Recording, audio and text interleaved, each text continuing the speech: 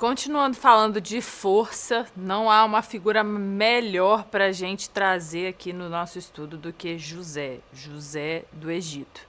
Nos vídeos anteriores nós temos falado sobre como encontrarmos força no Senhor e podermos tudo naquele que nos fortalece, que é o próprio Deus. Então, se você ainda não assistiu os demais vídeos, ao final desse daqui você volta lá, assiste lá, curte, comenta, deixa seu like, se inscreve no nosso canal para que esse vídeo possa ser entregue a um número maior de pessoas. E no vídeo de hoje nós vamos trazer a palavra que está em Gênesis 39, 23. Esse capítulo todo, ele fala sobre o momento em que José está na casa de Potifar. Para a sorte dele, né, para não dizer o contrário, a mulher de Potifar se interessou por ele, ficou lá peladona, não sou eu que estou dizendo, é a Bíblia, e, enfim, perseguiu ele não quis, né, fazer nada com ela, porque ele tinha, além dele ter a família dele, ele respeitava Potifar, e com isso ele acabou sendo preso. Eu não vou me adentrar muito aqui à história de José, né? Eu acho que isso dá até pra gente fazer num outro momento, porque José é uma pessoa que passou por diversas coisas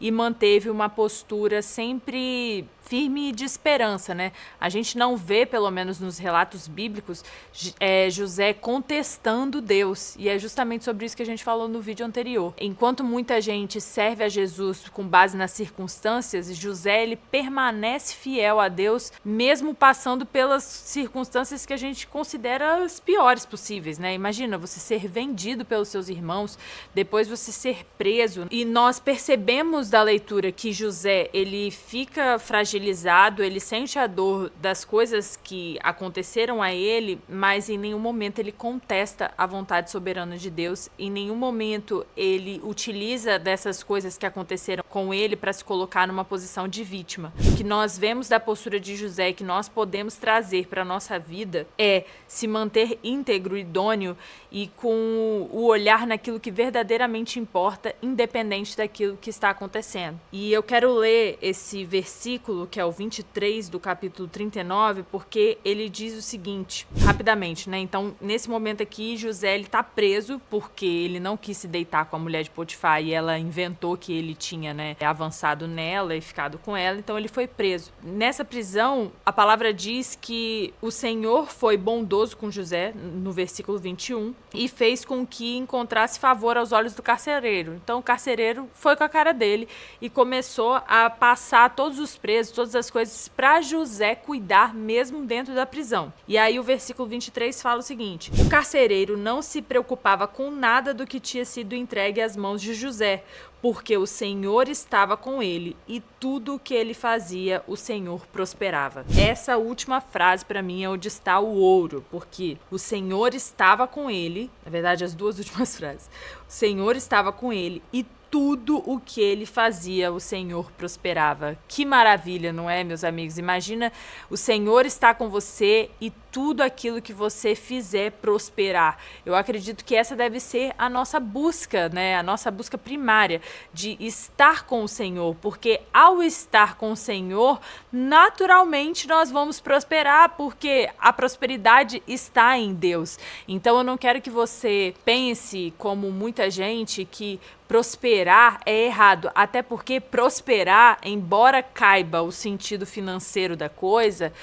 não é só sobre isso, né? Prosperar é sobre as coisas darem certo, frutificarem, enfim, serem boas. E muito disso foi utilizado de uma forma equivocada. Inclusive, o pastor Felipe Vilela fez todo um estudo sobre as coisas que mentiram para você sobre prosperidade. Eu até recomendo você assistir depois para você se inteirar mais do tema.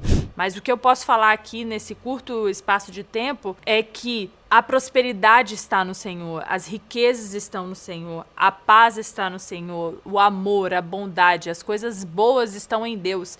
Então, quando nós estamos com Deus, naturalmente, nós iremos acessar o favor de Deus também sobre a nossa vida. Isso não quer dizer que nós não passaremos por dificuldades. Estamos aqui lendo uma passagem onde José estava preso por uma coisa que ele não cometeu, uma coisa que ele não fez. Então, a decorrência natural poderia José se sentir justiçado, buscar fazer uma justiça própria, poder ficar amargurado. E nós vemos que a partir da decisão de José de se manter íntegro, idôneo, de manter o bom ânimo dele perante as dificuldades e de se manter firme na presença do Senhor, o Senhor encontra favor para ele até mesmo na prisão. Então, eu creio que independente de onde estivermos, nós iremos encontrar o favor de Deus na nossa vida. Então, você pode estar passando por motivos difíceis e ainda assim encontrar o favor de Deus na sua vida. Eu, como um exemplo pessoal, nós temos a pandemia, que foi um momento muito difícil para muitas pessoas que perderam parentes, que, enfim, tiveram seus negócios fechados, que foram à falência, que, enfim, que aconteceram muitas coisas. E eu posso dizer com a plena certeza e convicção de que a pandemia foi um dos melhores momentos da minha vida. Foi na pandemia onde eu experimentei um favor, é até difícil falar isso por conta de tudo que as pessoas perderam. E eu perdi muitas coisas também. Eu teve um dia que eu recebi mais de 6 ligações de clientes meus suspendendo, travando os contratos por conta do clima de instabilidade que a pandemia estava proporcionando e que eles tiveram que ter as suas operações encerradas, pausadas, enfim. Então eu passei por momentos difíceis, nós enquanto empresa, aqui enquanto ministério, nós passamos por momentos difíceis, por circunstâncias difíceis, mas eu estava muito bem porque eu havia encontrado um local de refúgio no Senhor e eu conseguia ver o favor do Senhor em tudo aquilo que nós estávamos fazendo, como se tivesse uma mão protetora de Deus sobre nós, e mesmo naquele momento de dificuldade, de inseguranças, de falta até de dinheiro, por não saber o que ia acontecer, por contratos parando, que nós mudamos para um lugar maior, eu encontrei o amor da minha vida, tivemos o louvor da madrugada no Clubhouse, tivemos o fogo da madrugada dos embaixadores do reino, onde catalogamos mais de 1000 almas que se renderam a Jesus.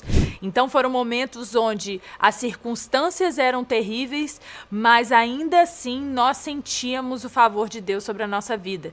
Então eu quero te estimular a ver hoje o favor de Deus na sua vida, porque é muito comum que nos momentos difíceis a gente acabe só conseguindo ver as coisas ruins, só olhar para aquilo que a gente está perdendo, só olhar para aquilo que a gente errou, para nossas falhas, para o nosso passado.